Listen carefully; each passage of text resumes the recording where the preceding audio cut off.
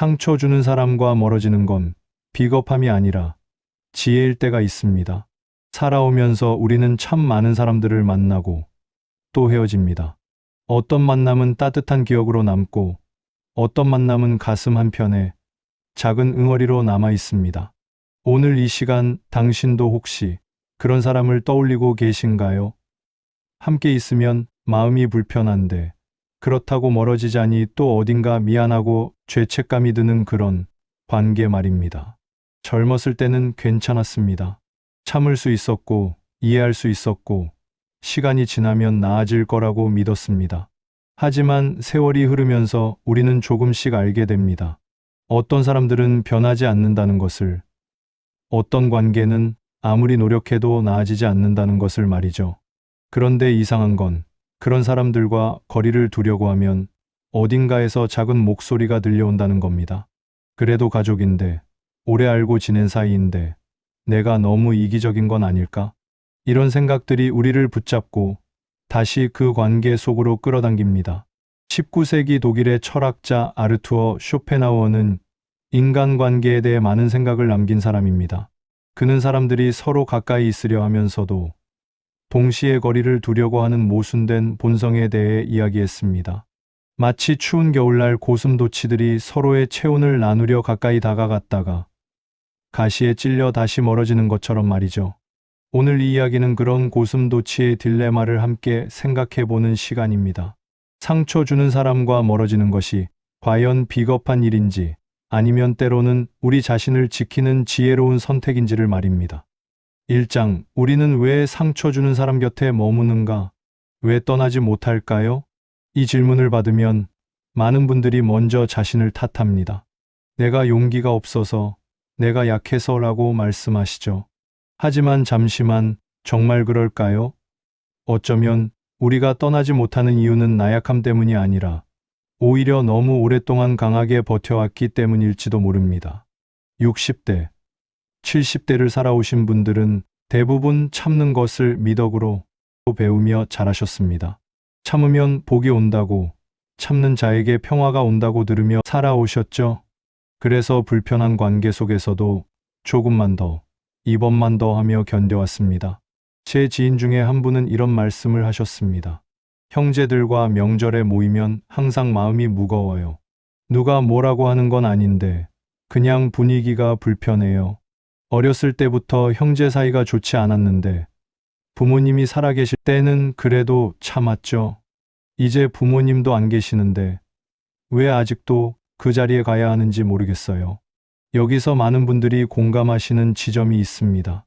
의무감과 실제 마음 사이의 간극 말입니다. 우리는 해야 한다는 생각으로 관계를 유지하지만 정작 그 관계가 우리에게 주는 건 피로와 상처뿐일 때가 있습니다. 쇼펜하우어는 이렇게 말했습니다. 인간은 사회적 동물이지만 동시에 고독을 필요로 하는 존재라고요. 우리는 혼자 있으면 외롭지만 잘못된 사람들과 함께 있으면 더 외롭습니다. 이것이 인간관계의 역설입니다. 상처 주는 사람 곁에 머무는 이유 중 하나는 두려움입니다. 떠났을 때 생길 빈자리에 대한 두려움, 주변 사람들의 시선에 대한 두려움, 혼자 남겨질 거라는 두려움. 하지만 조용히 생각해보면 이미 우리는 그 관계 속에서도 외롭지 않았나요? 몸은 함께 있지만 마음은 멀리 떨어져 있는 그런 관계 말입니다. 또 다른 이유는 습관입니다. 오랫동안 함께해온 관계는 마치 오래된 신발처럼 불편해도 익숙합니다.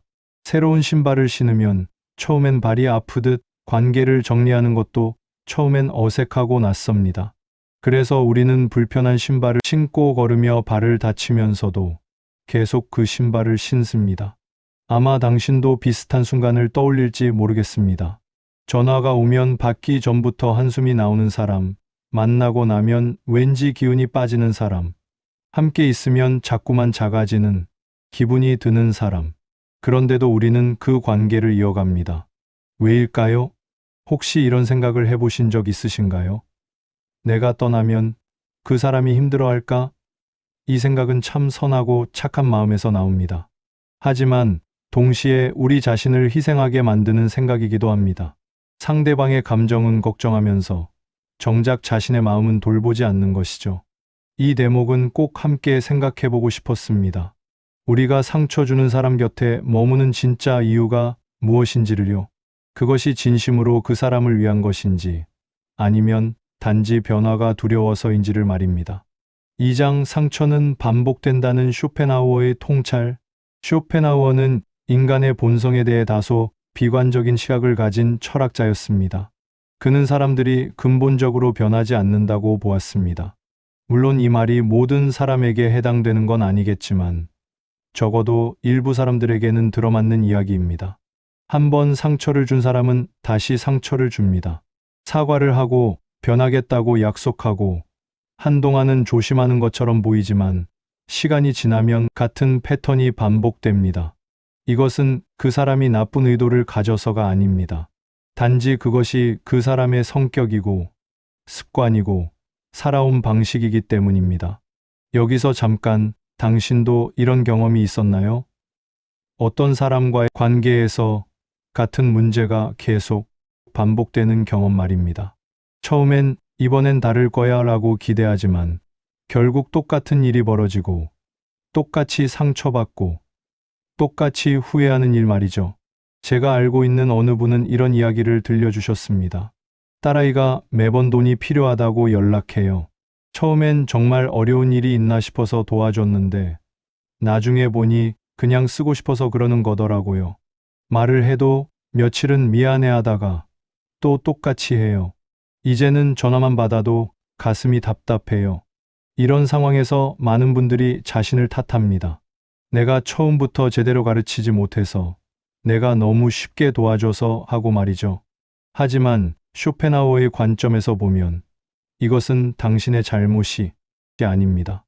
이것은 상대방의 고유한 패턴이며 당신이 아무리 노력해도 바꿀 수 없는 영역입니다. 사람들은 자신이 변하고 싶을 때만 변합니다. 다른 사람이 아무리 원해도, 아무리 설득해도 본인이 원하지 않으면 변하지 않습니다. 이것은 냉정한 이야기처럼 들릴 수 있지만 동시에 우리를 자유롭게 하는 이야기이기도 합니다. 상대방을 바꿀 책임이 나에게 없다는 것을 인정하는 순간 우리는 조금 더 가벼워질 수 있습니다. 잠시만요. 이 다음 이야기가 중요한 이유가 있습니다. 우리가 상처받는 관계를 끊지 못하는 이유 중 하나는 언젠가는 나아질 거야 라는 희망 때문입니다. 하지만 쇼펜하우어는 이렇게 말합니다. 같은 원인은 같은 결과를 낳는다고요. 그 사람의 성격, 가치관, 행동 방식이 바뀌지 않는 한 관계의 패턴도 바뀌지 않습니다. 이것은 상대방을 나쁘게 보자는 이야기가 아닙니다. 다만 현실을 있는 그대로 보자는 이야기입니다. 어떤 사람들은 함께 있으면 우리를 힘들게 합니다. 그것이 그들의 의도가 아니더라도 결과적으로 그렇습니다. 그리고 우리는 그 현실을 인정할 권리가 있습니다. 상처의 반복을 끊는 방법은 두 가지입니다. 하나는 상대방이 변하는 것이고 다른 하나는 우리가 그 관계에서 벗어나는 것입니다. 첫 번째는 우리가 통제할 수 없는 영역이고 두 번째는 우리가 선택할 수 있는 영역입니다. 많은 분들이 이 지점에서 고민하십니다. 내가 먼저 떠나는 게 맞을까? 하고 말이죠. 이 질문에 대한 답은 각자의 상황에 따라 다르겠지만 적어도 이것만은 분명합니다. 반복되는 상처 속에서 계속 머무는 것이 네 덕은 아니라는 것입니다. 3장 가족이라는 이름의 의무화짐. 가족. 이 단어만큼 복잡한 감정을 불러일으키는 말도 드뭅니다. 우리 세대에게 가족은 선택이 아니라 운명이었습니다. 태어나면서부터 주어진 평생 함께해야 하는, 무조건 사랑해야 하는 존재. 그렇게 배웠고 그렇게 살아왔습니다. 하지만 살다 보면 알게 됩니다. 가족이라고 해서 모두 편한 관계는 아니라는 것을요.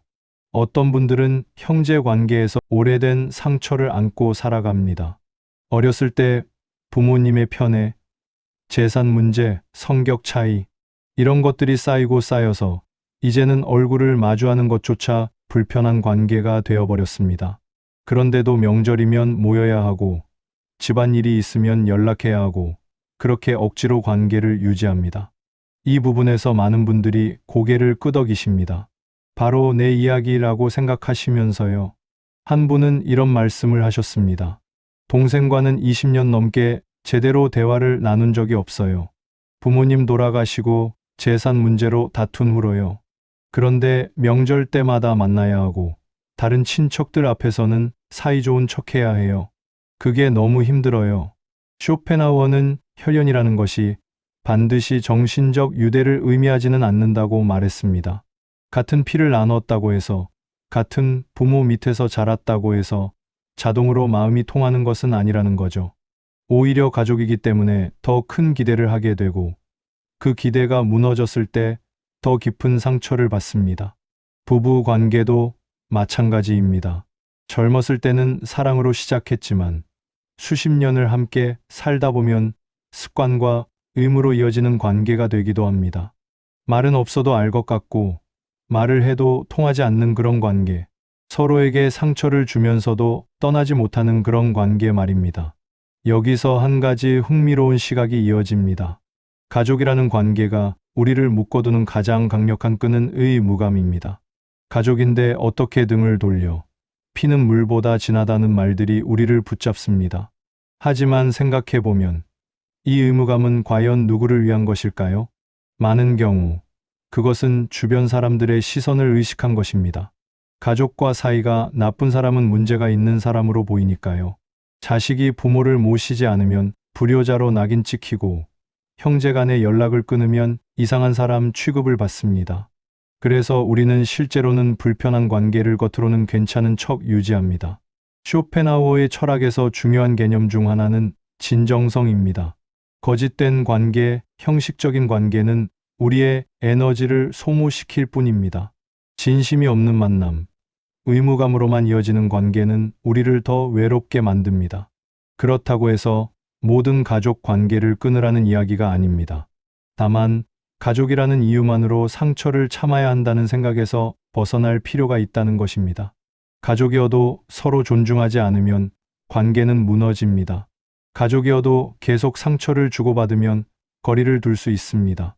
어쩌면 진정한 가족에는 무조건 함께 있는 것이 아니라 서로에게 편안한 거리를 찾아주는 것일지도 모릅니다. 때로는 조금 떨어져 있는 것이 서로를 더 그리워하게 만들고 더 소중하게 여기게 만들 수 있습니다. 아마 당신도 비슷한 순간을 떠올릴지 모르겠습니다. 가족이라는 이름으로 견뎌온 시간들, 의무감으로 유지해온 관계들을요. 그리고 혹시 이런 생각을 해보셨을지도 모릅니다. 조금 떨어져 있으면 안 될까? 하고 말입니다. 사장, 친구라는 이름의 환상. 우정. 이 단어는 참 아름답게 들립니다.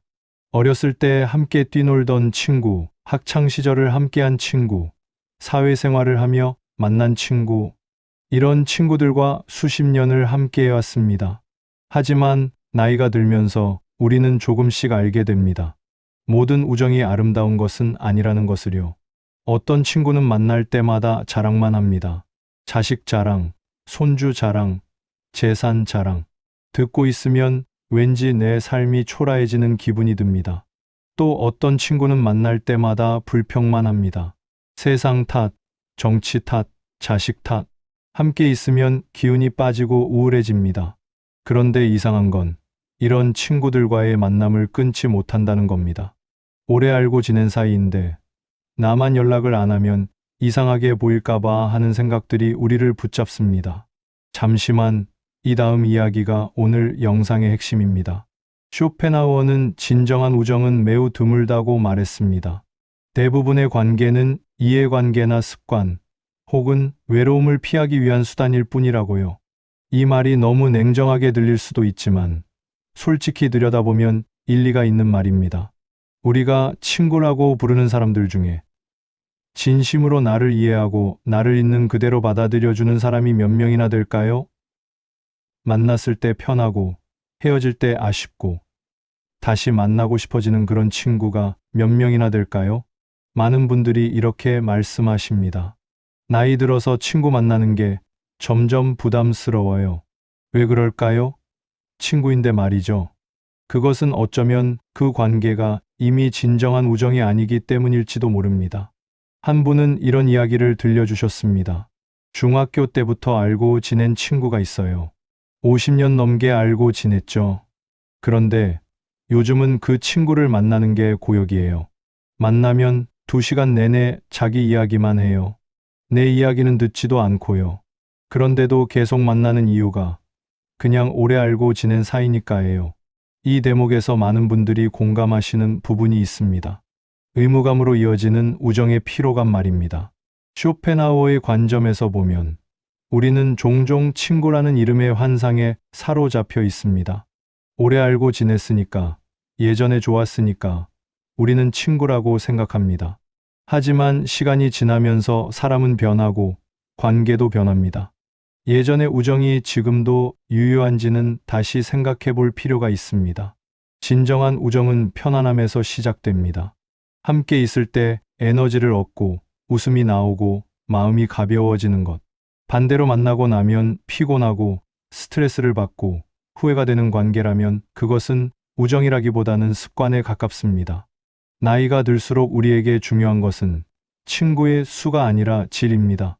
10명의 불편한 친구보다 1명의 편안한 친구가 더 소중합니다.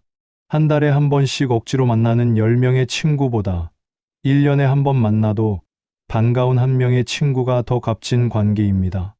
여기서 우리는 스스로에게 물어볼 수 있습니다. 이 친구와의 관계를 이어가는 이유가 무엇인가? 만약 그 답이 그냥 오래 알고 지내서 혹은 끊기가 미안해서라면 그 관계는 다시 생각해 봐야 할 시점일지도 모릅니다. 물론 우정을 끊는다는 것은 쉬운 일이 아닙니다. 특히 오랜 세월을 함께한 친구라면 더욱 그렇습니다.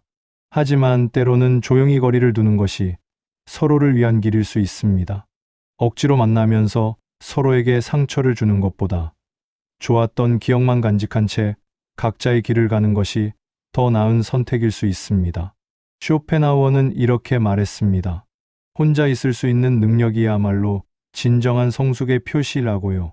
외로움이 두려워서 불편한 관계를 유지하는 것보다 홀로 있는 시간을 견딜 수 있는 것이 더 강한 사람입니다. 5장 거리두기는 비겁함이 아니라 자기 보호. 거리를 둔다는 말을 하면 많은 분들이 불편해합니다.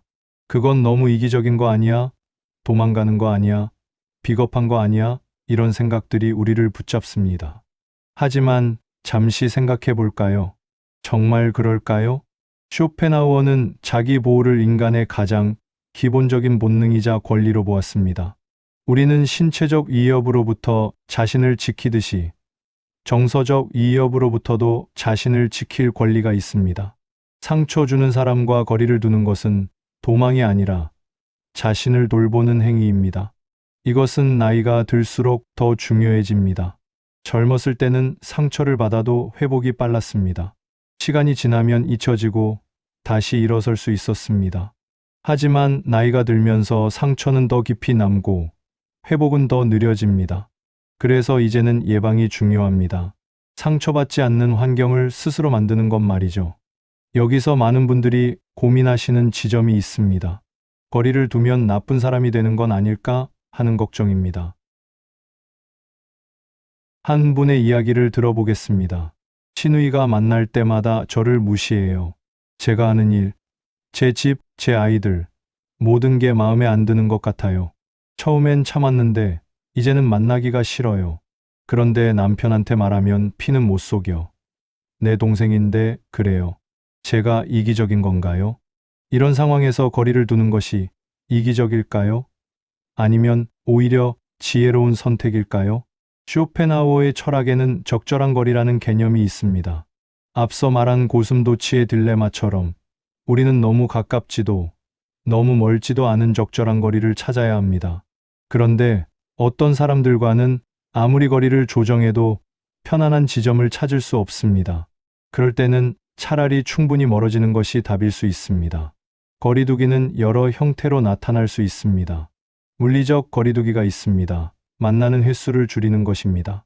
매주 만나던 것을 한 달에 한 번으로, 한 달에 한 번 만나던 것을 명절에만 보는 것으로 조정하는 것이죠. 정서적 거리두기가 있습니다. 만나더라도 깊은 이야기는 나누지 않는 것입니다.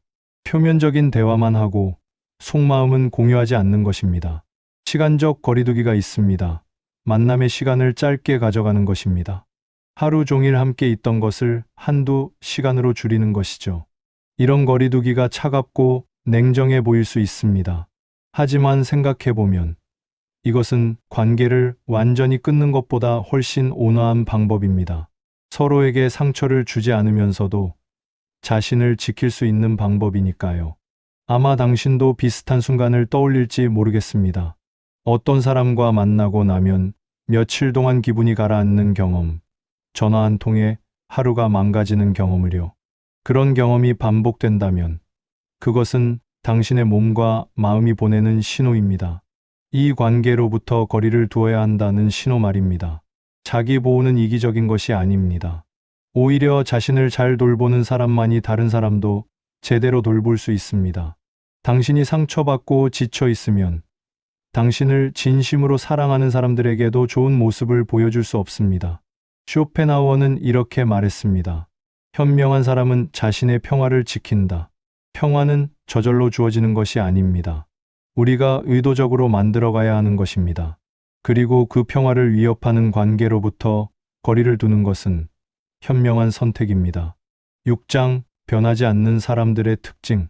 살다 보면 알게 됩니다. 어떤 사람들은 정말 변하지 않는다는 것을요. 쇼펜하우어는 인간의 성격이 타고난 것이며 근본적으로 변하기 어렵다고 보았습니다. 환경이나 교육으로 다듬어질 수는 있지만 본질은 그대로라는 것이죠.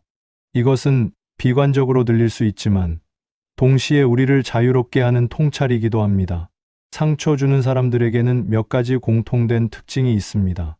첫째, 자신의 잘못을 인정하지 않습니다. 무슨 일이 일어나든 남의 탓입니다. 상황 탓, 환경 탓, 다른 사람 탓. 자신은 항상 피해자이고 다른 사람들이 자신을 이해하지 못한다고 생각합니다. 한 분은 이런 경험을 나누셨습니다. 형님은 평생 한 번도 미안하다는 말을 해본 적이 없어요. 분명히 잘못을 했는데도 변명만 하고 나중에는 오히려 화를 내요. 그런 사람과 대화가 될 리가 없죠. 이 대목은 꼭 함께 생각해보고 싶었습니다. 자신의 잘못을 인정하지 않는 사람과는 관계가 발전할 수 없다는 것을요. 둘째, 같은 실수를 반복합니다. 사과를 하고 다시는 그러지 않겠다고 약속하지만 시간이 지나면 똑같은 일이 벌어집니다. 이것은 거짓말을 해서가 아닙니다. 그 순간에는 진심으로 미안해하고 변하고 싶어 합니다. 하지만 그것이 습관이고 성격이기 때문에 다시 같은 행동을 반복하는 것입니다. 셋째, 경계가 없습니다. 상대방의 사생활을 존중하지 않고 끊임없이 간섭하고 자신의 의견을 강요합니다. 나는 내가 좋아서 그러는 거야. 내가 너를 걱정해서 하는 말이야 라는 명분 아래 상대방의 삶을 통제하려 합니다. 넷째, 공감 능력이 부족합니다. 다른 사람의 감정을 이해하지 못하거나 이해하려고 노력하지 않습니다. 자신의 감정과 생각만이 중요하고 다른 사람의 아픔에는 관심이 없습니다. 여기서 잠깐, 당신도 이런 경험이 있었나요? 힘든 일을 이야기했는데 상대방이 그게 뭐가 힘들어? 라고 말하는 경험, 당신의 감정을 무시하고 자기 이야기만 늘어놓는 경험을요. 다섯째, 에너지를 빼앗아 갑니다. 함께 있으면 기운이 빠지고 대화를 나누고 나면 지칩니다. 이런 사람들을 심리학에서는 에너지 뱀파이어라고 부르기도 합니다. 그들은 의도하지 않았을 수도 있지만 결과적으로 주변 사람들의 에너지를 소진시킵니다. 쇼펜하우어의 관점에서 보면 이런 특징들은 그 사람의 본성입니다. 좋고 나쁨의 문제가 아니라 그냥 그 사람이 그런 사람이라는 것입니다. 그리고 본성은 쉽게 바뀌지 않습니다. 그렇다면 우리는 어떻게 해야 할까요? 계속 기다리며 희망을 가져야 할까요? 쇼펜하우어는 이렇게 말합니다. 현명한 사람은 현실을 있는 그대로 본다. 상대방이 변하기를 기대하는 것은 돌이 물이 되기를 기대하는 것과 같습니다. 가능하지 않은 일에 에너지를 쓰는 것은 현명하지 못합니다. 이것은 상대방을 포기하라는 이야기가 아닙니다. 다만 그 사람을 있는 그대로 받아들이되 그로 인해 내가 상처받을 필요는 없다는 것입니다. 그 사람과의 관계에서 나의 기대치를 낮추고 나를 지킬 수 있는 적절한 거리를 찾는 것입니다. 변하지 않는 사람을 억지로 변화시키려고 노력하는 것은 나만 지치게 만들 뿐입니다. 차라리 그 에너지를 나 자신을 돌보는 데 쓰는 것이 더 현명한 선택입니다. 7장 죄책감이라는 감옥. 상처 주는 사람과 거리를 두려고 할 때 가장 큰 장애물은 죄책감입니다. 내가 너무 이기적인 건 아닐까? 내가 먼저 떠나면 그 사람이 힘들어할 텐데. 내가 참으면 되는 건데 왜 이렇게 약한 걸까? 이런 생각들이 우리를 붙잡고 다시 그 관계 속으로 끌어당깁니다. 쇼펜하우어의 철학에서 보면 이런 죄책감의 상당 부분은 사회가 우리에게 심어놓은 것입니다. 우리는 어렸을 때부터 희생, 헌신, 참을성을 미덕으로 배워왔습니다. 특히 60대, 70대 분들은 더욱 그렇습니다. 자신보다 가족을, 개인보다 집단을 우선시하는 것이 당연하다고 여기며 살아왔습니다. 이 부분에서 많은 분들이 공감하시는 지점이 있습니다. 자신을 돌보는 것에 대한 죄책감 말입니다. 한 분은 이렇게 말씀하셨습니다. 평생 남편과 자식들을 위해 살았어요. 이제는 나를 위해 살고 싶은데 그게 왠지 나쁜 일 같아요. 내가 너무 이기적인 것 같아서 불안해요. 하지만 쇼펜하우어는 묻습니다. 왜 당신 자신을 돌보는 것이 나쁜 일인가? 당신도 돌봄받을 가치가 있는 사람입니다. 당신의 평화도 중요하고 당신의 행복도 소중합니다. 죄책감은 종종 상대방이 심어놓은 것이기도 합니다. 어떤 사람들은 무의식적으로 혹은 의도적으로 상대방에게 죄책감을 심어서 관계를 유지합니다. 내가 이렇게 힘든데 너는 나를 버리는 거야? 우리가 얼마나 오래 알고 지낸 사이인데, 가족인데 어떻게 그럴 수 있어? 이런 말들은 무기입니다. 상대방의 마음에 죄책감이라는 감옥을 짓는 무기입니다. 그리고 그 감옥 안에서 우리는 스스로를 가둡니다. 잠시만요. 이 다음 이야기가 중요한 이유가 있습니다. 죄책감에서 벗어나는 첫 번째 단계는 그것을 인식하는 것입니다. 아, 지금 내가 죄책감을 느끼고 있구나. 이것이 내 진짜 감정일까? 아니면 누군가가 심어놓은 감정일까? 하고 들여다보는 것입니다. 두 번째 단계는 자신에게 질문하는 것입니다.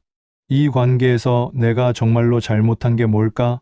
많은 경우 우리는 실제로 잘못한 것이 없습니다. 단지 상대방의 기대에 부응하지 못했을 뿐입니다. 그런데 그것이 과연 우리의 책임일까요? 쇼펜하우어는 이렇게 말합니다. 다른 사람의 기대를 충족시키는 것은 당신의 의무가 아니다. 특히 그 기대가 불합리하거나 당신을 희생시키는 것이라면 더욱 그렇습니다. 한 분의 이야기를 들어보겠습니다. 어머니가 매일 전화하세요. 하루에도 서너 번씩 안 받으면 화를 내시고 나를 버린다고 하세요. 그래서 늘 전화기를 들고 다녀야 해요. 내 생활이 없어요. 그런데 전화를 안 받으려니 죄책감이 들어요. 이런 상황에서 죄책감은 정당한 감정일까요? 아니면 불합리한 요구에 대한 부당한 감정일까요? 죄책감에서 벗어나려면 우리는 자신에게 자비로워져야 합니다. 당신은 완벽한 사람이 아니어도 괜찮습니다. 모든 사람을 행복하게 만들 수 없어도 괜찮습니다. 때로는 거리를 두는 것이 최선의 선택이어도 괜찮습니다. 쇼펜하우어의 철학에서 중요한 개념 중 하나는 자기 연민입니다. 이것은 자기 연민에 빠지라는 뜻이 아니라 자신에게 친절하라는 뜻입니다. 당신도 돌봄받을 자격이 있고 당신도 평화로울 권리가 있습니다. 죄책감이라는 감옥에서 벗어나는 열쇠는 당신이 가지고 있습니다. 그 열쇠를 사용할 용기만 있으면 됩니다. 그리고 그 용기는 비겁함이 아니라 오히려 당신 자신을 사랑하는 방법입니다. 8장 고독이 주는 선물. 혼자 있는 것을 두려워하는 사람들이 많습니다. 외로움이 무섭고 적막이 불편하고 혼자만의 시간이 견디기 힘듭니다. 그래서 불편한 관계라도 유지하고 상처 주는 사람과도 함께 있으려고 합니다. 혼자 남겨지는 것보다는 누군가와 함께 있는 것이 나으니까요. 하지만 쇼펜하우어는 전혀 다른 시각을 제시합니다. 그는 고독을 두려워할 것이 아니라 오히려 즐길 줄 알아야 한다고 말합니다. 진정한 지혜는 혼자 있을 수 있는 능력에서 나온다고 했습니다. 여기서 한 가지 흥미로운 시각이 이어집니다. 외로움과 고독은 다릅니다. 외로움은 누군가와 함께 있고 싶은데 그럴 수 없을 때 느끼는 감정입니다. 반면 고독은 의도적으로 선택한 혼자만의 시간입니다. 외로움은 고통이지만 고독은 선물입니다. 나이가 들면서 우리에게 필요한 것은 더 많은 사람이 아니라 더 깊은 고독입니다. 소음으로 가득 찬 관계들 속에서 벗어나 조용히 자신과 마주하는 시간 말입니다. 한 분은 이런 이야기를 들려주셨습니다. 남편이 세상을 떠난 후 처음에는 너무 외로웠어요. 그래서 자식들이 오기만을 기다리고 친구들을 만나려고 애썼죠. 그런데 시간이 지나면서 혼자 있는 시간이 편해졌어요. 아침에 일어나서 차를 마시며 창밖을 바라보는 그 시간이 좋아요. 아무 생각 없이 그냥 있는 거예요. 이분은 외로움에서 고독으로 이행한 것입니다. 혼자 있는 것을 두려워하는 대신 혼자 있는 시간을 즐기게 된 것이죠. 쇼펜하우어는 이렇게 말했습니다. 혼자 있을 수 있는 사람은 자신과 친구가 된 사람이다. 우리는 평생 자신과 함께 살아가야 합니다. 그런데 정작 자신과 편하게 지내는 법을 배우지 못했습니다. 항상 누군가가 필요하고 무언가로 시간을 채워야 하고 적막을 견디지 못합니다. 고독은 우리에게 무엇을 줄까요? 첫째, 고독은 쉼을 줍니다. 다른 사람들과 함께 있으면 항상 무언가를 해야 합니다. 대화를 나누고 표정을 관리하고 반응을 보여야 합니다. 하지만 혼자 있을 때는 그런 것들이 필요 없습니다. 그냥 있어도 되고 아무것도 안 해도 됩니다. 둘째, 고독은 자기 이해를 줍니다. 혼자 있는 시간 동안 우리는 자신의 생각과 감정을 들여다볼 수 있습니다. 나는 정말 무엇을 원하는가? 나를 행복하게 하는 것은 무엇인가? 이런 질문들의 답을 찾을 수 있습니다. 셋째, 고독은 창조성을 줍니다. 모든 위대한 생각은 고독에서 나옵니다. 소음과 분주함 속에서는 깊은 사유가 불가능합니다. 조용히 혼자 있을 때 우리는 삶의 의미를 발견하고 새로운 관점을 얻습니다. 아마 당신도 비슷한 순간을 떠올릴지 모르겠습니다. 혼자 산책하다가 문득 깨달음을 얻은 순간, 조용한 아침에 커피를 마시며 마음이 평온해진 순간을요. 물론 고독에 익숙해지는 것은 시간이 걸립니다. 처음에는 불편하고 어색합니다. 하지만 조금씩 연습하다 보면 혼자 있는 시간이 편안해집니다. 그리고 그렇게 되면 우리는 더 이상 불편한 관계에 매달리지 않아도 됩니다. 쇼펜하우어의 관점에서 보면 고독을 즐길 수 있는 사람은 진정으로 자유로운 사람입니다. 다른 사람의 인정이나 동행이 필요 없고 자기 자신만으로도 충분한 사람입니다. 이것이야말로 성숙의 표시입니다. 상처 주는 사람과 거리를 두려면 먼저 고독과 친해져야 합니다. 혼자 있는 것이 두렵지 않을 때 비로소 우리는 불필요한 관계에서 벗어날 수 있습니다. 9장, 평온은 선택이다. 평온. 이 단어를 들으면 무엇이 떠오르시나요? 어떤 분들은 평온은 모든 일이 잘 풀릴 때 오는 것이라고 생각합니다. 문제가 없고 갈등이 없고 모두가 화목할 때 비로소 마음이 편해진다고 믿습니다. 하지만 쇼펜하우어의 철학은 다릅니다. 그는 평온이란 외부 상황에 의해 주어지는 것이 아니라 우리가 의도적으로 선택하는 것이라고 말합니다. 삶은 언제나 불완전하고 관계는 항상 복잡하며 문제는 끊임없이 생깁니다. 그런 상황 속에서도 마음의 평화를 유지하는 것, 그것이 진정한 지혜입니다. 이 대목에서 많은 분들이 고개를 끄덕이십니다. 그래, 맞아. 세상은 내 뜻대로 되지 않아 라고 공감하시면서요. 평온을 선택한다는 것은 무엇을 의미할까요?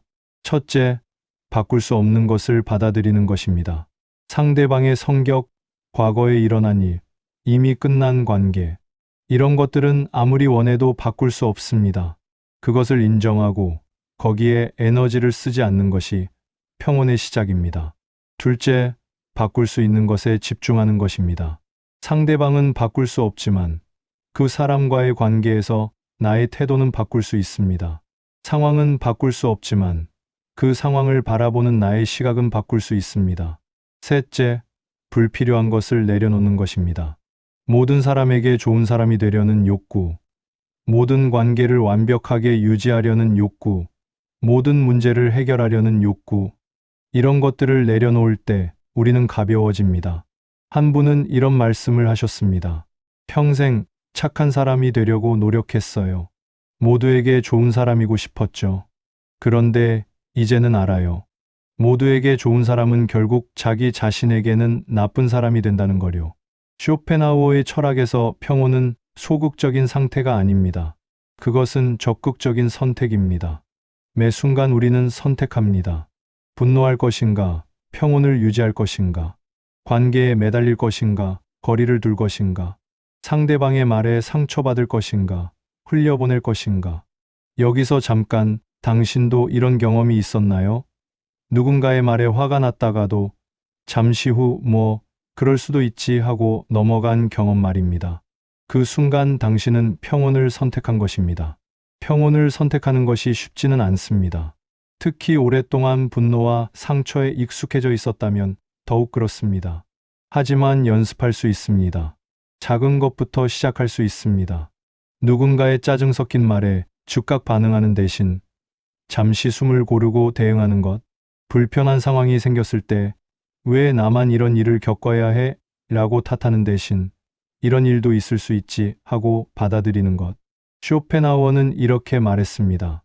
행복은 우리가 가진 것에서 오는 게 아니라 우리가 원하는 것과 가진 것 사이의 거리에서 온다.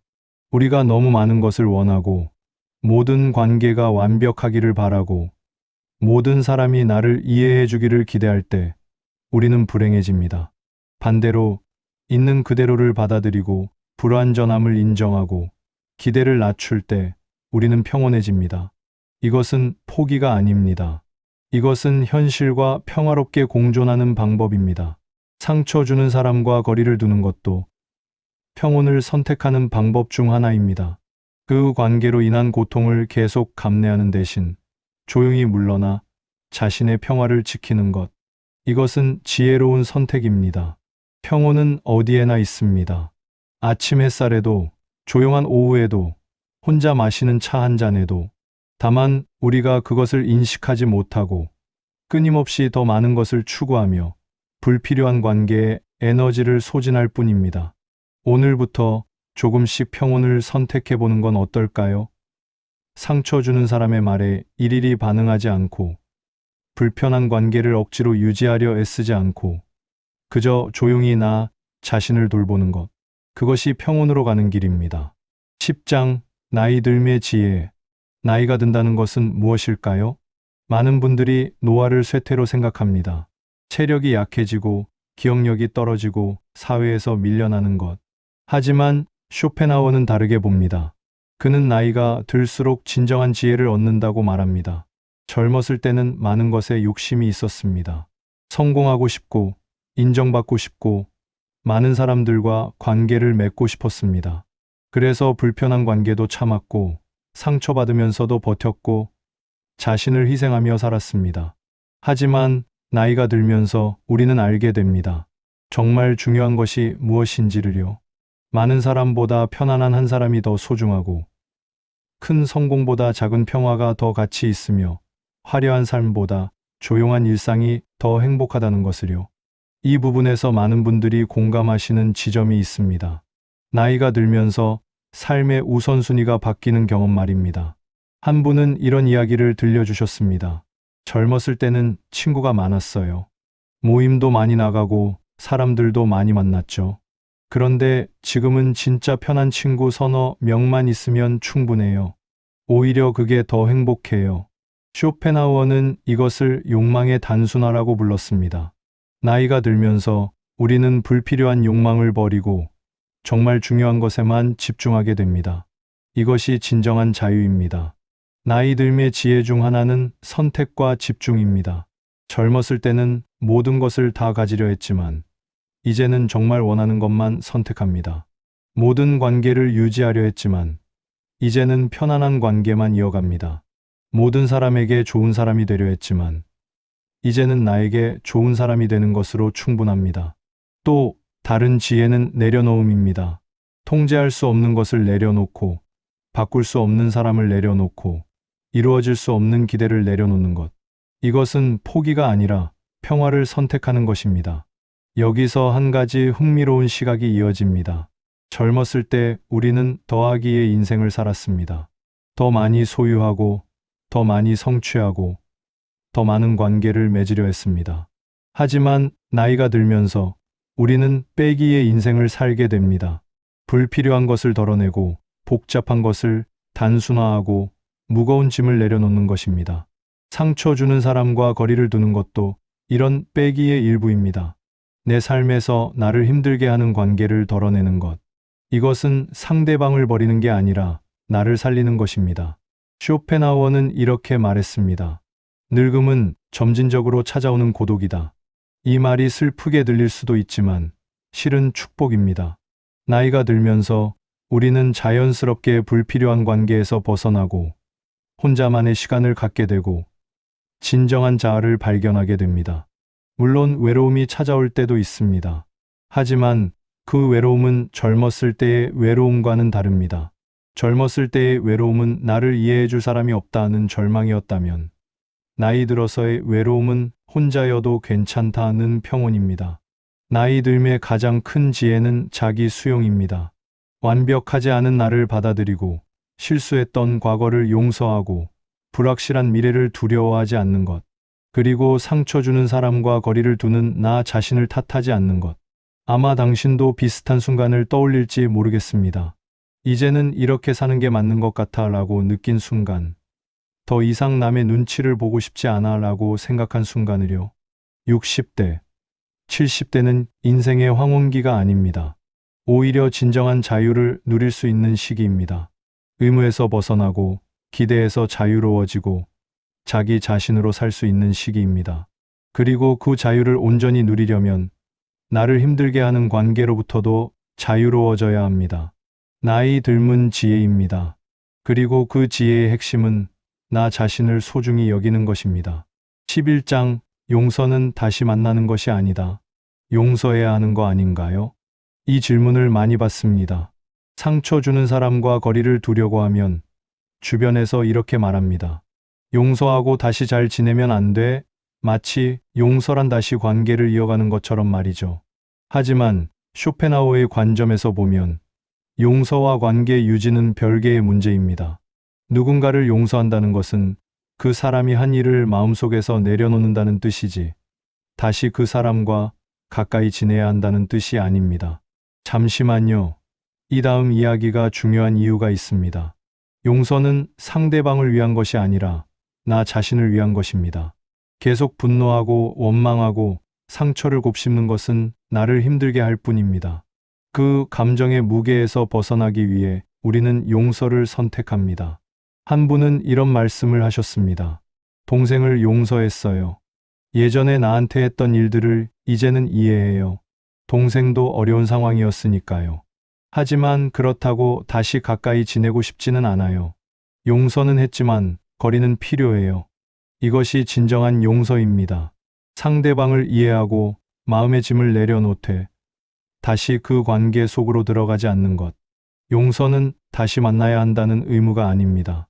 쇼펜하우어는 이렇게 말합니다. 현명한 사람은 같은 돌에 2번 걸려 넘어지지 않는다. 누군가를 용서했다고 해서 다시 그 사람에게 상처받을 기회를 줄 필요는 없습니다. 어떤 분들은 용서하지 않으면 나쁜 사람이 될까봐 걱정합니다. 하지만 용서하지 않을 권리도 있습니다. 어떤 상처는 너무 깊어서 용서할 수 없습니다. 어떤 일은 너무 반복되어서 용서하기 어렵습니다. 그것도 괜찮습니다. 진정한 치유는 상대방의 사과를 받는 것도 용서를 선언하는 것도 아닙니다. 그것은 그 일로부터 자유로워지는 것입니다. 더 이상 그 일이 나를 정의하지 않고 더 이상 그 감정에 휘둘리지 않는 것입니다. 이 대목은 꼭 함께 생각해 보고 싶었습니다. 용서의 진정한 의미를요. 때로는 거리를 두는 것 자체가 용서의 한 형태입니다. 나는 더 이상 이 관계에서 상처받지 않겠다고 선택하는 것.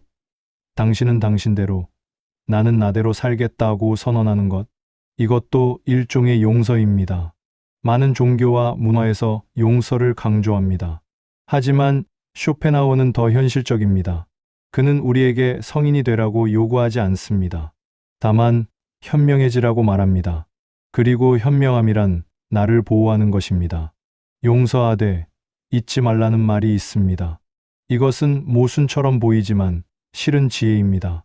상대방을 용서해서 마음의 평화를 얻되 같은 상황을 반복하지 않도록 교훈을 기억하는 것입니다. 여기서 많은 분들이 고민하시는 지점이 있습니다. 용서했다고 말해줘야 하나요? 꼭 그럴 필요는 없습니다. 용서는 당신 마음속에서 일어나는 일입니다. 상대방에게 선언할 필요도 증명할 필요도 없습니다.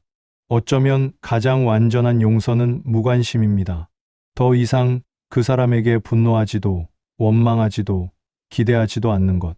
그저 그런 사람도 있구나 하고 받아들이고 내 길을 가는 것입니다. 쇼펜하우어의 철학에서 용서는 약함의 표시가 아니라 강함의 표시입니다.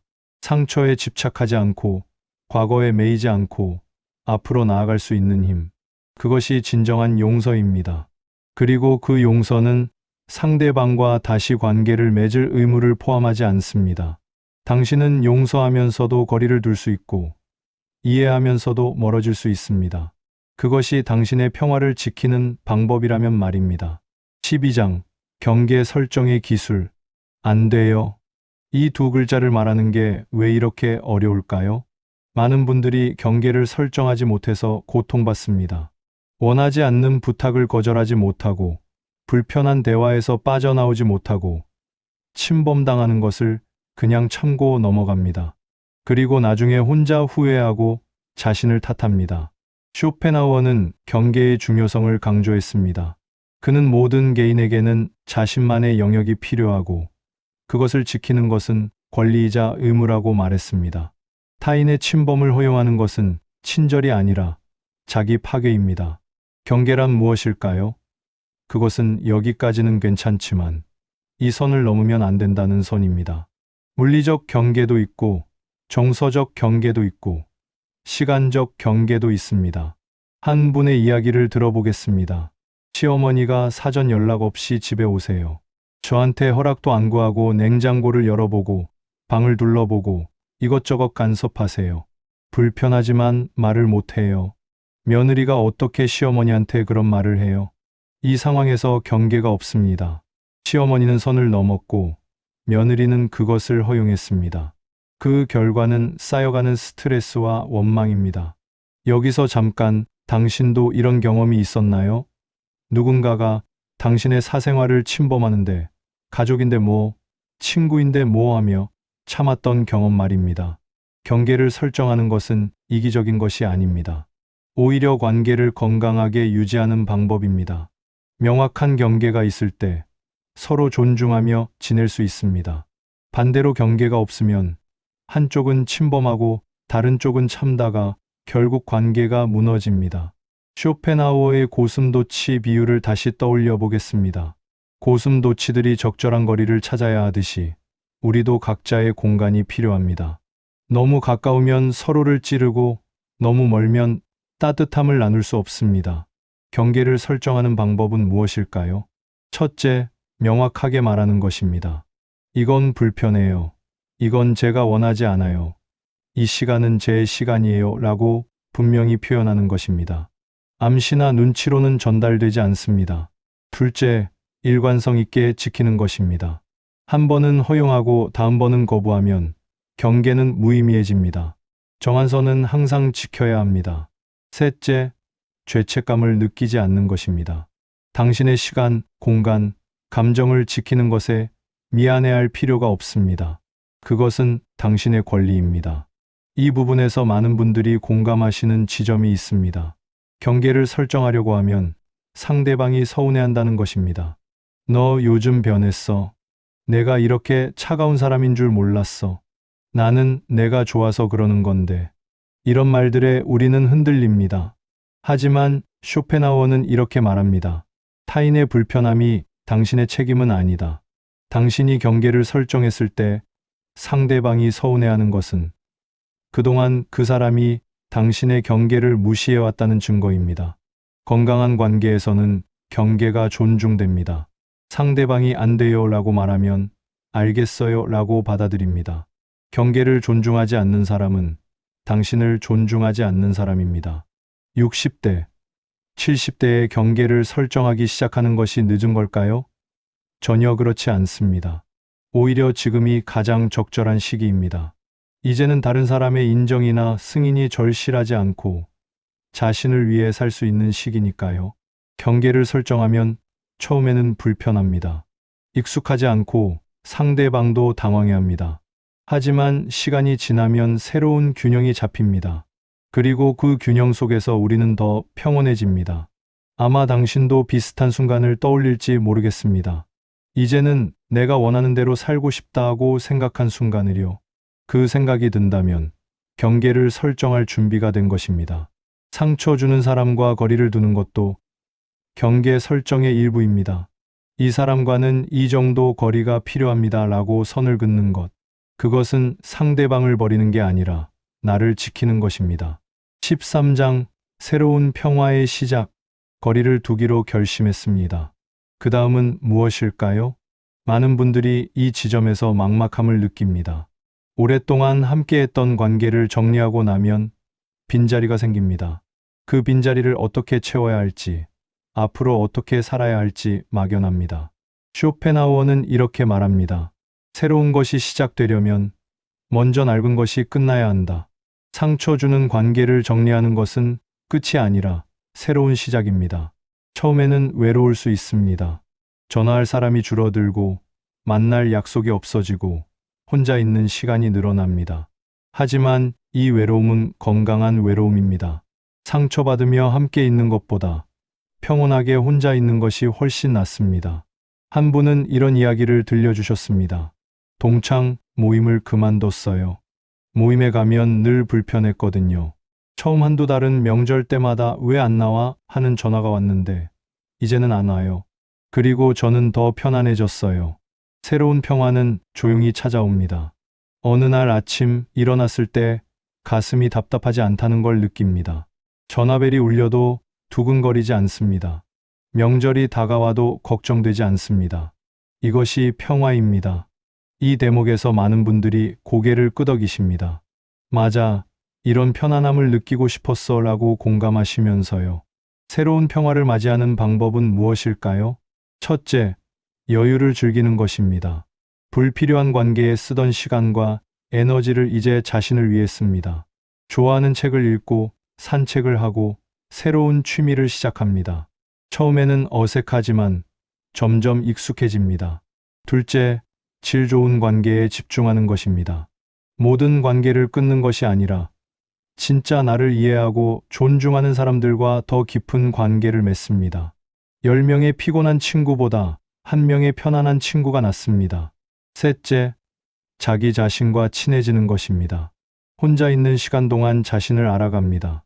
내가 정말 좋아하는 것, 내가 편안해하는 것, 내가 원하는 삶, 이런 것들을 발견합니다. 쇼펜하우어의 철학에서 진정한 평화는 외부에서 오지 않습니다.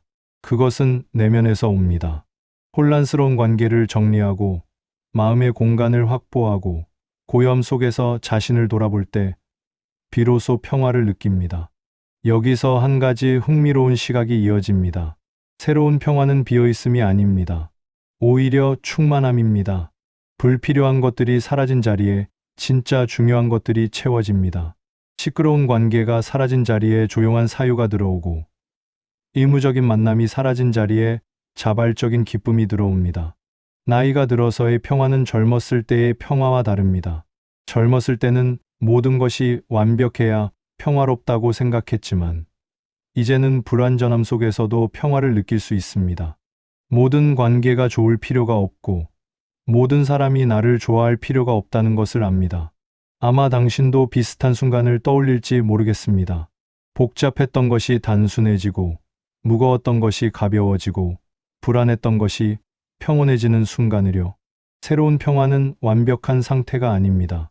여전히 외로운 날도 있고 후회되는 순간도 있고 예전 관계가 그리운 때도 있습니다. 하지만 전체적으로 보면 삶이 더 편안해졌다는 것을 느낍니다. 쇼펜하우어는 이렇게 말했습니다. 행복은 고통이 없는 상태다. 거창한 기쁨이 아니라 그저 아프지 않은 것, 상처받지 않는 것, 불편하지 않은 것. 이것이 진정한 행복입니다. 상처 주는 사람과 거리를 둔 후의 삶은 조용합니다. 드라마틱하지 않고 자극적이지 않습니다. 하지만 그 조용함 속에 깊은 평화가 있습니다. 그리고 그 평화야말로 우리가 평생 찾아 헤맨 것인지도 모릅니다. 14장 나를 위한 용기 마지막 장입니다. 우리는 긴 여정을 함께 걸어왔습니다. 상처 주는 관계에 대해, 거리두기에 대해, 평온에 대해 이야기했습니다. 이제 마지막 질문이 남았습니다. 나는 변할 수 있을까? 쇼펜하우어는 변화가 쉽다고 말하지 않았습니다. 그는 오히려 인간이 습관의 동물이며 익숙한 것에서 벗어나기 어렵다고 했습니다. 하지만 동시에 이렇게도 말했습니다. 의지가 있는 곳에 길이 있다. 상처 주는 사람과 거리를 두는 것은 용기가 필요합니다. 주변의 시선을 견뎌야 하고, 혼자 남겨질 두려움과 맞서야 하고, 오랜 습관을 깨야 합니다. 쉽지 않습니다. 하지만 불가능하지도 않습니다. 한 분은 이런 말씀을 하셨습니다. 처음엔 무서웠어요. 내가 이러면 안 되는데 하는 생각이 계속 들었죠. 그런데 시간이 지나면서 알게 됐어요. 내가 이렇게 사는 게 맞다는 거요. 이 대목은 꼭 함께 생각해 보고 싶었습니다. 용기란 무엇인지를요. 용기는 두려움이 없는 상태가 아닙니다. 두려움이 있지만 그럼에도 불구하고 나아가는 것입니다. 상처 주는 사람과 거리를 둘 때 당신은 두려울 겁니다. 하지만 그 두려움을 느끼면서도 나 자신을 선택하는 것, 그것이 용기입니다. 나를 위한 용기는 여러 형태로 나타납니다. 아니요 라고 말하는 용기, 원하지 않는 것을 거절하는 용기, 혼자 있는 용기, 외로움을 견디고 고독을 즐기는 용기, 기대를 저버리는 용기, 다른 사람들이 원하는 내가 아니라 내가 원하는 나로 사는 용기, 관계를 정리하는 용기, 오래되었다고 가족이라고 친구라고 해서 무조건 유지하지 않는 용기. 쇼펜하우어는 이렇게 말했습니다. 자기 자신이 되는 것보다 큰 용기는 없다. 우리는 평생 다른 사람이 기대하는 모습으로 살아왔습니다. 착한 딸, 좋은 아들, 친절한 친구, 희생하는 부모. 하지만 정작 나 자신으로는 살지 못했습니다. 이제는 나 자신으로 살 시간입니다. 완벽하지 않아도, 모두에게 사랑받지 못해도 그저 나로 사는 것. 그것이 나이 들어서의 특권입니다. 여기서 많은 분들이 고민하시는 지점이 있습니다. 나 혼자만 이렇게 살면 이기적인 거 아닐까 하는 걱정입니다. 하지만 생각해 보세요. 당신이 평온하고 행복할 때 당신 주변 사람들도 편안해집니다. 상처받고 지친 당신보다 평화롭고 충만한 당신이 더 좋은 가족이고 더 좋은 친구입니다. 나를 돌보는 것은 이기적인 것이 아닙니다. 오히려 가장 책임감 있는 선택입니다. 자신을 잘 돌보는 사람만이 다른 사람도 잘 돌볼 수 있으니까요. 용기를 내는 방법은 무엇일까요? 작은 것부터 시작하면 됩니다. 한 번의 거절, 한 번의 경계 설정, 한 번의 혼자만의 시간. 이런 작은 용기들이 쌓여서 결국 큰 변화를 만듭니다.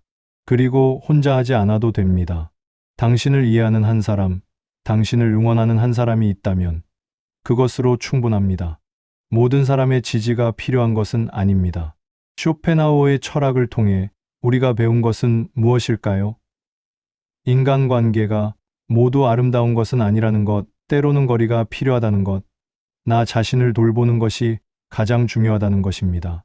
아마 당신도 비슷한 순간을 떠올릴지 모르겠습니다. 이제는 내가 나를 위해 살아야겠다고 결심한 순간을요. 그 결심은 용기입니다. 그리고 그 용기는 당신을 새로운 삶으로 이끌 것입니다. 상처 주는 사람과 멀어지는 것은 비겁함이 아닙니다. 그것은 지혜이고 용기이고 자기 사랑입니다. 당신은 그럴 자격이 있습니다. 평화롭게 살 자격, 편안하게 지낼 자격, 상처받지 않을 자격이 있습니다.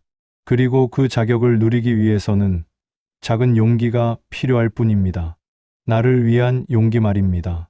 쇼펜하우어의 명언, 조용히 되새기기, 긴 이야기를 나누었습니다. 이제 쇼펜하우어의 말을 조용히 되새겨 볼까요? 그의 말들이 우리의 여정에 어떤 의미를 주는지 함께 생각해 보겠습니다. 첫 번째 명언, 우리는 혼자 태어나고 혼자 죽는다. 그 사이의 삶도 본질적으로는 고독하다. 이 말이 슬프게 들릴 수 있습니다. 하지만 다르게 보면 이것은 자유의 선언입니다. 우리는 본질적으로 독립된 존재이며 다른 사람에게 의존할 필요가 없다는 뜻이니까요. 상처 주는 관계에 매달릴 이유가 없습니다. 우리는 혼자서도 충분히 완전한 존재입니다. 두 번째 명언, 어리석은 자는 쾌락을 추구하고 현명한 자는 고통의 부재를 추구한다. 행복을 거창하게 생각할 필요가 없습니다. 상처받지 않는 것, 불편하지 않은 것, 평온한 것. 이것이 진정한 행복입니다. 상처 주는 사람과 거리를 두는 것은 고통을 제거하는 현명한 선택입니다. 세 번째 명언, 인간은 자신이 원하는 것을 할 수 있지만 자신이 원하는 것을 원할 수는 없다. 우리는 타고난 성향을 가지고 있습니다. 어떤 사람은 본성적으로 타인을 상처 줍니다. 그것을 바꾸려고 애쓰는 것은 헛수고입니다. 차라리 그 사람으로부터 멀어지는 것이 현명합니다. 네 번째 명언, 혼자 있을 수 있는 능력이 없는 사람은 진정으로 사회적인 능력도 없다.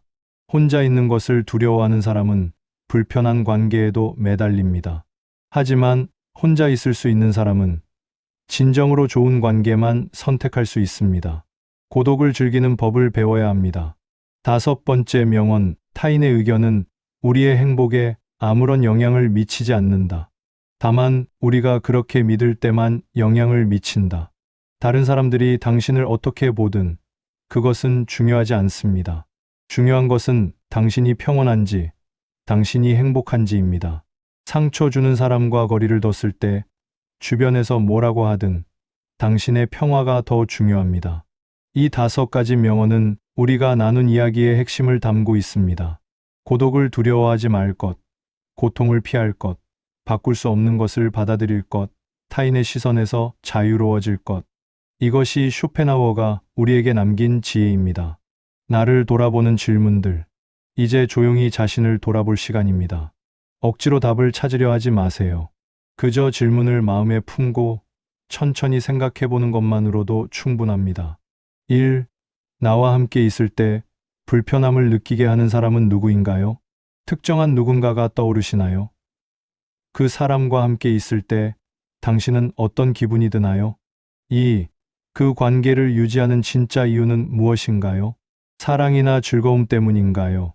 아니면 의무감이나 두려움 때문인가요? 3. 만약 주변의 시선이 전혀 없다면 나는 어떻게 하고 싶나요? 다른 사람들이 뭐라고 하든 상관없다면 당신은 그 관계를 어떻게 하고 싶으신가요? 4. 이 관계로 인해 내가 잃은 것은 무엇인가요? 시간, 에너지, 평온, 자존감, 무엇을 희생해왔나요? 5. 혼자 있는 시간이 나를 두렵게 하나요? 아니면 편안하게 하나요? 외로움과 고독을 구별할 수 있나요? 6. 나는 나 자신에게 친절한가요? 다른 사람들에게 주는 만큼 나 자신에게도 주고 있나요? 7. 내가 정말로 원하는 삶은 어떤 모습인가요? 지금의 관계들이 그 삶으로 나를 이끌고 있나요? 아니면 방해하고 있나요? 8. 만약 오늘이 내 인생의 마지막 날이라면 나는 무엇을 후회할까요? 참았던 것들, 말하지 못했던 것들, 하지 못했던 선택들이 있나요? 고나를 진정으로 이해하고 존중하는 사람은 몇 명이나 되나요? 양보다 질이 중요합니다. 진짜 나를 아는 사람이 있나요? 지금 이 순간 나는 평온한가요? 가장 중요한 질문입니다. 당신의 마음은 지금 편안한가요? 이 질문들에 대한 답을 누구에게 말할 필요도 적을 필요도 없습니다. 그저 당신 마음속에 간직하세요. 그리고 때때로 꺼내서 다시 생각해 보세요. 답은 조금씩 명확해질 겁니다. 엔딩, 당신의 평화를 위하여 우리는 긴 이야기를 나누었습니다. 상처 주는 사람과의 관계, 거리두기, 용서, 경계, 고독, 평온, 많은 것을 이야기했습니다. 하지만 결국 핵심은 하나였습니다. 당신의 평화입니다. 쇼펜하우어는 평생 동안 인간의 고통에 대해 생각했습니다. 왜 우리는 고통받는가? 어떻게 하면 고통을 줄일 수 있는가? 그리고 그가 내린 결론은 단순했습니다. 불필요한 것을 덜어내라. 나를 힘들게 하는 것에서 벗어나라. 고요함 속에서 평화를 찾으라. 상처 주는 사람과 멀어지는 것은 비겁함이 아닙니다. 그것은 당신 자신을 소중히 여기는 행위입니다. 당신은 상처받을 필요가 없습니다. 불편한 관계를 유지할 의무가 없습니다. 다른 사람의 기대에 부응할 책임이 없습니다. 당신에게는 평화롭게 살 권리가 있습니다. 나이가 들면서 우리는 많은 것을 배웁니다. 그중 가장 중요한 것은 나를 돌보는 법입니다. 젊었을 때는 다른 사람을 위해 살았다면, 이제는 나를 위해 살 시간입니다. 혼자 있어도 괜찮습니다. 모든 사람에게 좋은 사람이 아니어도 괜찮습니다. 완벽하지 않아도, 강하지 않아도, 그저 나로 있는 것으로 충분합니다. 상처 주는 사람과의 관계를 정리하는 것은 쉽지 않을 겁니다. 죄책감이 들 수도 있고, 외로울 수도 있고, 후회될 수도 있습니다. 하지만 시간이 지나면 알게 될 겁니다. 그것이 당신을 위한 최선의 선택이었다는 것을요.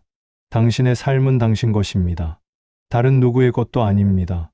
당신이 편안해야 하고, 당신이 행복해야 합니다. 그것을 위해 때로는 거리를 두는 선택을 해야 합니다. 쇼펜하우어는 이렇게 말했습니다. 삶의 지혜는 중요한 것과 덜 중요한 것을 구별하는 능력이다. 어떤 관계는 중요하고 어떤 관계는 덜 중요합니다. 어떤 사람은 당신의 삶에 빛을 더하고 어떤 사람은 그림자를 들이웁니다. 이제는 선택할 시간입니다. 빛을 선택할 것인가, 그림자를 감내할 것인가. 당신은 이미 충분히 오래 참았습니다. 충분히 이해하려 노력했습니다. 충분히 희생했습니다. 이제는 당신 자신을 위할 차례입니다. 오늘 이 이야기가 당신에게 작은 위로가 되었기를 바랍니다.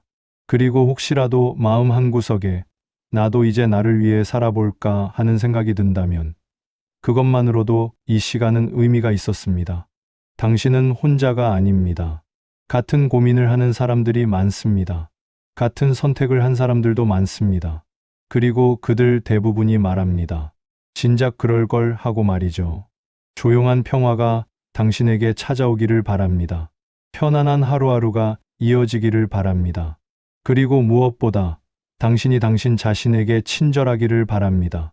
상처 주는 사람과 멀어지는 것은 비겁함이 아닙니다. 그것은 당신을 사랑하는 방법입니다. 그리고 당신은 사랑받을 자격이 있습니다. 특히 당신 자신으로부터 말입니다. 고맙습니다. 이 긴 시간을 함께 해주셔서요. 당신의 평화를 응원합니다.